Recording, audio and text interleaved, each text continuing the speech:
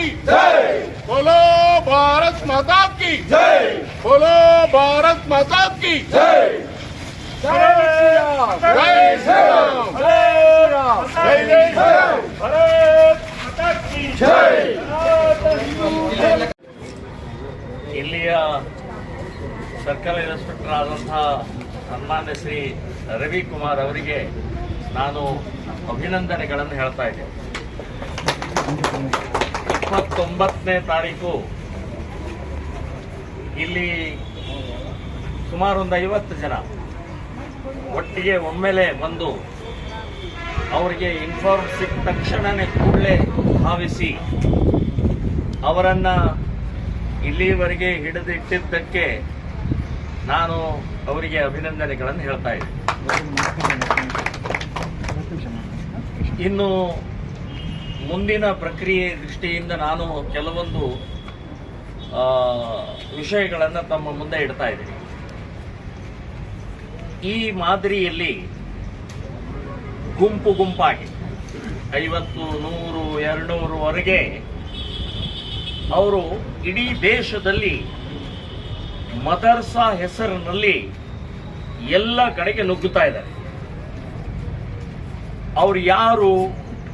ಅವರು ಪಾಕಿಸ್ತಾನಿಗಳ, ಬಾಂಗ್ಲಾದೇಶಿಗಳ, ರೋಹಿಂಗ್ಯಾಗಳ, ಅಫ್ಘಾನಿಸ್ತಾನದವರ ಅಂತನ್ನೋದು ಗೊತ್ತಾಗ್ತಾ ಇಲ್ಲ. ಫೇಕ್ ಡಾಕ್ಯುಮೆಂಟ್ಗಳನ್ನ ವ್ಯವಸ್ಥಿತವಾಗಿ ನಮ್ಮ ದೇಶದಲ್ಲಿ ಸಿಗತ್ತೆ. ವೋಟರ್ ದಿಂದ ಹಿಡಿದು ಎಲ್ಲನೂ ಫೇಕ್ ಡಾಕ್ಯುಮೆಂಟ್ ಸಿಗತ್ತೆ. ದುಡ್ಡು ಕೊಟ್ರೆ ಈ ದೇಶದ ಭಾರತ ಮಾತೆಯನ್ನು ಮಾರಾಟ ಮಾಡುವಂತ ಭ್ರಷ್ಟ ವ್ಯವಸ್ಥೆ ಇದೆ. ಸೊ ಇಂಥ ವ್ಯವಸ್ಥೆಯಲ್ಲಿ ಈಗಾಗಲೇ 5 ಕೋಟಿ ಬಾಂಗ್ಲಾ ಮುಸ್ಲಿಮರು, ರೋಹಿಂಗ್ಯಾ ಮುಸ್ಲಿಮರು, ಪಾಕ್ ಮುಸ್ಲಿಮರು ಒಳಗಡೆ ಇದ್ದಾರೆ. ಅವ್ರಿಗೆಲ್ಲ ಡಾಕ್ಯುಮೆಂಟ್ ಇದೆ, ರೇಷನ್ ಕಾರ್ಡ್ ಸಹಿತ ಇದೆ. ನಾವು ಟ್ಯಾಕ್ಸ್ ಕೊಡೋದು, ಅವರ ಫೆಸಿಲಿಟೀಸ್ ತಗೊಳ್ಳೋದು. ಇವರು ಯಾರು ಅಂತಂದ್ರೆ ನಮ್ಮ ಮನೆ ಒಳಗಡೆಗೆ ಹಾವು, ಚೇಳು, ಹೆಗ್ಗಣಗಳು, ವಿಷಕಾರಿ ಜಂತುಗಳು ಮನೆ ಒಳಗಡೆ ಬಂದ್ರೆ ನಾವೇನು ಸಾಕೋದಿಲ್ಲ. ಅದನ್ನ ಹೊಡೆದು ಓಡಿಸ್ತೀವಿ, ಇಲ್ಲ ಕೊಂದು ಹಾಕ್ತೀವಿ, ನಾಶ ಮಾಡ್ತೀವಿ ಅದನ್ನ. ಹಾಗೆ ನಮ್ಮ ದೇಶದಲ್ಲಿ ಹಾವು, ಚೇಳು, ಇವತ್ತು ವಿಷಕಾರಿ ಜಂತುಗಳು, ಹೆಗ್ಗಣಗಳು ಅಂತಂದ್ರೆ ಪಾಕ್ ಮುಸ್ಲಿಮರು, ರೋಹಿಂಗ್ಯಾ ಮುಸ್ಲಿಮರು, ಬಾಂಗ್ಲಾ ಮುಸ್ಲಿಮರು ಅಂತನ್ನುವಂಥದ್ದು ಹೇಳ್ತೀನಿ. ಭಾರತ ಧರ್ಮಛತ್ರ ಅಲ್ಲ ಇದು. ಯಾರು ಬೇಕಾದವ್ರು ಬರೋದು, ಏನ್ ಬೇಕಾದ ಮಾಡೋದು ಅನ್ನುವಂಥದ್ದು ಒಂದು ಪ್ರವೃತ್ತಿ ಆಗಿಬಿಟ್ಟಿದೆ.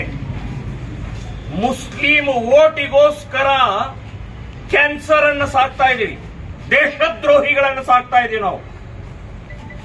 ಸೊ ಈ ರೀತಿಯ ಪ್ರಕ್ರಿಯೆ ನಡೀತಾ ಇರುವಂತಹವ್ರ ವಿರುದ್ಧ ಇವತ್ತು ಎಲ್ಲ ಹಿಂದೂ ಸಂಘಟನೆಗಳು ಒಟ್ಟಾಗಿ ಹೋರಾಟ ಮಾಡುವಂತಹದ್ದನ್ನು ನಿರ್ಧಾರ ಮಾಡಿದ್ದೀವಿ. ಸೊ ಈಗ ನಾವು ಇವತ್ತಿನ ಅಂದ್ರೆ 29ನೇ ತಾರೀಕು ಏನು ಒಂದು ಘಟನೆ ನಡೀತು, ಅದನ್ನ ವ್ಯವಸ್ಥಿತವಾಗಿ ಮುಚ್ಚಾಕುವಂತ ಪ್ರಯತ್ನ ನಡೀತಾ ಇದೆ. ಒತ್ತಡನೋ ಇನ್ನೇನೋ ಗೊತ್ತಿಲ್ಲ. ಈಗ ಅಪ್ರಾಪ್ತರು ಯಾರೇ ಇರಲಿ, ಅವರು ಸಿಕ್ಕ ತಕ್ಷಣ, ಇಷ್ಟು ದೊಡ್ಡ ಗುಂಪಿನಲ್ಲಿ ಸಿಕ್ಕ ತಕ್ಷಣನೇ ಅವ್ರ ಮೇಲೆ ಒಂದು ಕೇಸ್ ಆಗತ್ತೆ. ಕೇಸ್ ಆಗಿ ಆ ಕೇಸಿನ ಆಧಾರದ ಮೇಲೆ ಸಂರಕ್ಷಣೆ ಮಾಡಬೇಕಾಗತ್ತೆ. ಸೊ ಸಂರಕ್ಷಣೆ ಮಾಡಿದ ನಂತರ ಮುಂದಿನ ಪ್ರೊಸೆಸ್ ಸ್ಟಾರ್ಟ್ ಆಗತ್ತೆ. ಅವರನ್ನ ಕರ್ಕೊಂಡು ಬಂದಂತವ್ರು ಯಾರು, ಅವ್ರ ಮೇಲೆ ಅಪಹರಣ, ಕಿಡ್ನ್ಯಾಪಿಂಗ್ ಕೇಸ್ ಆಗತ್ತೆ. ಈ 8 ಜನರ ದಾಖಲೆಗಳೇನು, ಎಲ್ಲಿಂದ ಬಂದ್ರು, ಹೇಗೆ ಕರ್ಕೊಂಡ್ ಬಂದ್ರು ಇವರನ್ನ. ಸೊ ಇದು ಅವ್ರ ಮೇಲೆ ಕೇಸ್ ಆಗಿ ಆ 8 ಜನರನ್ನ ಬಂಧನ ಮಾಡಿ ಅರೆಸ್ಟ್ ಮಾಡಿ ಒಳಗಡೆ ಹಾಕಬೇಕು. ಅದಾಗಿಲ್ಲ ಅಂತ ಅನ್ಕೊಂಡಿದ್ದೀನಿ ನಾನು. ಈಗ ಅವ್ರು ಎಲ್ಲಿದ್ದಾರೆ ಅಂತ ಅನ್ನೋದು ಗೊತ್ತಿಲ್ಲ, ಕೇಳೋಣ, ಅವರೇ ಹೇಳ್ಬೇಕೀಗ. ಇನ್ನು ಇವರನ್ನ ನಾವು CWC ಯಲ್ಲಿ ಇಟ್ಟಿದ್ದೀವಿ, ಎಲ್ಲ ನಮ್ಮ ಕಡೆದು ಮುಗೀತು ಅಂತನ್ನುವಂಥದ್ದು ಕೈ ತೊಳ್ಕೊಂಡ್ಬಿಟ್ಟಿದ್ದಾರೆ. ನಾನು ಹೇಳೋದು ಅಷ್ಟು ಸುಲಭ ಅಲ್ಲ ಇದು. CWC ಕೂಡ ಸ್ಟೇಟ್ ಗವರ್ಮೆಂಟಿನ ಒಂದು ಪಾರ್ಟ್ ಅದು. ಅವರು ಸೆಕ್ಷನ್ ಹಾಕಿನೇ ಒಳಗಡೆ ಪ್ರವೇಶ ಮಾಡಿಸ್ಬೇಕು ಅವ್ರಿಗೆ. ಆ ಪ್ರೊಸೆಸ್ ಆಗಿಲ್ಲ. ಇನ್ನು ಬಿಹಾರೋ ಮುಜಫರ್ನಗರೋ ಅಲ್ಲಿ ಏನೋ ನಾವು ಬರೆದಿದ್ದೀವಿ ಅಂತ ಅನ್ನುವಂಥದ್ದು ಹೇಳಿದ್ದಾರೆ. ನೀವು ಬರೆಯಂಗಿಲ್ಲ, ನಿಮಗೆ ಸಂಬಂಧನೇ ಇಲ್ಲ ಅದು. ನೀವು ಇಟ್ಕೊಳ್ಳೋ ಅಂತ ವ್ಯವಸ್ಥೆ ಅಷ್ಟೇ ನಿಮ್ದು ಕೆಲಸ. ಇನ್ನು ಮುಂದಿನ ಪ್ರೊಸೆಸ್ ಏನಿದೆ, DC ಅವರಾಗ್ಲಿ, SP ಅವರಾಗ್ಲಿ, ಪೊಲೀಸ್ ಇಲಾಖೆಯವರು ಅದನ್ನ ಮಾಡಬೇಕಾಗತ್ತೆ. ಇನ್ನು ರೈಲ್ವೆಯಿಂದ ಬಂದಂತ ವ್ಯಕ್ತಿಗಳು, ರೈಲ್ವೆ ಅಧಿಕಾರಿಗಳು ಆಗಲಿ, ರೈಲ್ವೆ ಪೊಲೀಸ್ ಡಿಪಾರ್ಟ್ಮೆಂಟ್ ಆಗಲಿ, ಇದರ ಸಂಬಂಧಪಟ್ಟ ಹಾಗೆ ಅವ್ರೇನ್ ಮಾಡ್ತಾ ಇದ್ರು, ರೈಲ್ವೆ ಅಷ್ಟು ಜನ ಒಟ್ಟಿಗೆ ಒಂದೇ ಬೋಗಿಯಲ್ಲಿ ಬರ್ತಾ ಇದ್ದಾರೆ ಅಂತನ್ನುವಂಥದ್ದು, ಅವ್ರು ಯಾರು, ಎಲ್ಲಿ ಹೋಗ್ತಿದ್ದಾರೆ ಅಂತನ್ನುವಂಥದ್ದು ಯೋಚನೆ ಮಾಡಬೇಕಾಗಿತ್ತು. ಇಲ್ಲಿ ಬಂದ ತಕ್ಷಣನೇ ಇವರ ಎನ್ಕ್ವೈರಿ ಮೂಲಕ ಅವ್ರು ಹೇಳ್ತಾರೆ, ಹಾವೇರಿ ಮದರ್ಸಕ್ ಹೋಗ್ತಾ ಇದೀವಿ, ಹಾವೇರಿ ಅಥವಾ ಇನ್ನೆಲ್ಲೋ ಬೇರೆ ಬೇರೆ ಕಡೆಗೆ ಹೋಗ್ತಾ ಇದೀವಿ ಅಂತನ್ನುವಂಥದ್ದು ಹೇಳಿದ್ದಾರೆ ಅವರು. ನಾನು ಹೇಳೋದು, ಮುಜಫರ್ ನಗರ್ ಅಂದ್ರೆ ಬಿಹಾರಿಯಲ್ಲಿ, ಬಂಗಾರಪೇಟೆಯಲ್ಲಿ, ಎಲ್ಲಿ ಹಾವೇರಿ, ಒಂದಕ್ಕೊಂದು ಸಂಬಂಧ ಇಲ್ಲ. ಸೊ ಇವ್ರು ಹೇಗೆ ಏನ್ ಲಿಂಕ್ ಆಗ್ತಾ ಇದೆ? ಮತ್ತು ಮುಜಫರ್ ನಗರದಿಂದ ರೈಲ್ವೆ ಬೆಂಗಳೂರು ಇರೋದು, ಇಲ್ಲ ಕೇಳಿದ್ರು ಅವರು ಟಿಕೆಟ್ ಹಾಗಾದ್ರೆ ಎಲ್ಲಿವರೆಗೆ ಇತ್ತು? ಇಲ್ಲೇ ಬಂಗಾರಪೇಟೆಯಲ್ಲಿ ಟಿಕೆಟ್ ಇತ್ತ, ಅಥವಾ ಇದರವರೆಗೆ ಟಿಕೆಟ್ ಇತ್ತು, ಅಥವಾ ಟಿಕೆಟ್ ಇದೇ ಇಲ್ಲ ಅಂತನ್ನುವಂಥದ್ದು ಕೂಡ ಗೊತ್ತಿಲ್ಲ ನಮಗೆ. ಸೊ ಈ ರೀತಿಯ ಸಂಶಯಾತ್ಮಕವಾದಂತಹದ್ದು ಬೇಕಾದಷ್ಟಿದೆ. ನಾನು ಹೇಳ್ತೀನಿ, ಅವರು ಬಾಂಗ್ಲಾದೇಶಿಗಳು, ಪಾಕಿಸ್ತಾನದವರು, ರೋಹಿಂಗ್ಯಾಗಳು, ದೇಶದ್ರೋಹಿಗಳು. ನಾನು ಹೇಳ್ತೇನೆ, ಈಗ ಅವರಲ್ಲ ಅಂತ ಪ್ರೂಫ್ ಕೊಟ್ಟು ಅವರನ್ನು ಇಲ್ಲಿಂದ ಸಾಗಿಸಬೇಕು ಅಂತನ್ನುವಂಥದ್ದು ಹೇಳ್ತೇನೆ ನಾನು. ಇಲ್ಲಿ ಏನಾದ್ರೂ ನಾಟಕ, ಒತ್ತಡ ಅಂತನ್ನುವಂಥದ್ದು ಏನಾದ್ರೂ ಮಾಡಿದ್ರೆ ಹಿಂದೂ ಸಂಘಟನೆಗಳು ನಾವು ಸುಮ್ಮನೆ ಕೊಡುವುದಿಲ್ಲ.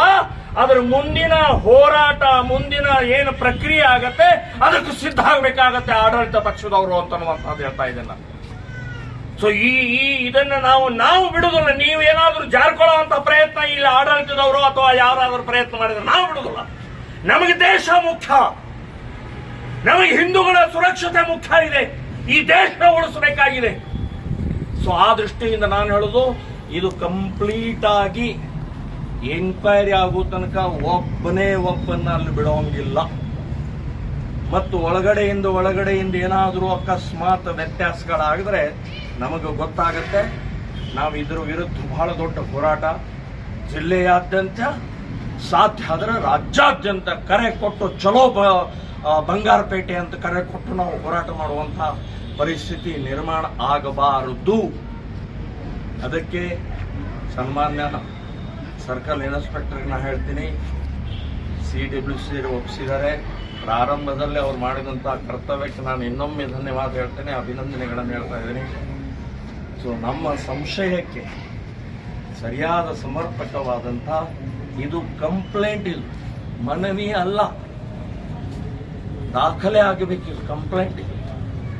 ಸೊ ಕಂಪ್ಲೇಂಟ್ ಮೂಲಕ ಪ್ರಕ್ರಿಯೆ ಮಾಡಬೇಕು ಅಂತನ್ನುವಂಥದ್ದು ಅವರಲ್ಲಿ ವಿನಂತಿಯನ್ನ ನಾನು ಮಾಡ್ಕೊಳ್ತಾ ಇದ್ದೀನಿ. ನಮ್ಮ ರಾಜ್ಯದ ಅಧ್ಯಕ್ಷರು ಬಂದಿದ್ದಾರೆ, ಸುಂದರೇಶ್ ನರಗಲ್ಲ ಬಂದಿದ್ದಾರೆ, ನಮ್ಮ ರಾಜ್ಯದ ಧರ್ಮಾಚಾರ ಸಂಪರ್ಕ ಪ್ರಮುಖರು ಬಂದಿದ್ದಾರೆ. ಸೊ ವಿಶ್ವ ಹಿಂದೂ ಪರಿಷತ್ತಿನ ಪ್ರಮುಖರು, ಬಜರಂಗದಳ, ಹಿಂದೂ ಜಾಗರಣ ವೇದಿಕೆ, ಹೀಗೆ ಎಲ್ಲರೂ ಪ್ರಮುಖರು ಇವತ್ತು ನಾವು ಇಲ್ಲಿ ಸೇರಿದ್ದೀವಿ. ಸೊ ಒಂದು ಮನವಿಯನ್ನ ನಾವು ಕೊಡ್ತಾ ಇದ್ದೀವಿ. ಇದೇ ಮಾದರಿಯಲ್ಲಿ ಮುಳಬಾಗಿಲು ಮೂಲಕನೇ 30 ಜನ ಪುಂಗನೂರು ಹೋಗಿದ್ದಾರೆ ಅಂತನ್ನುವಂಥದ್ದು ಮಾಹಿತಿ ಇದೆ, ನಿಶ್ಚಿತವಾಗಿ ಗೊತ್ತಿಲ್ಲ.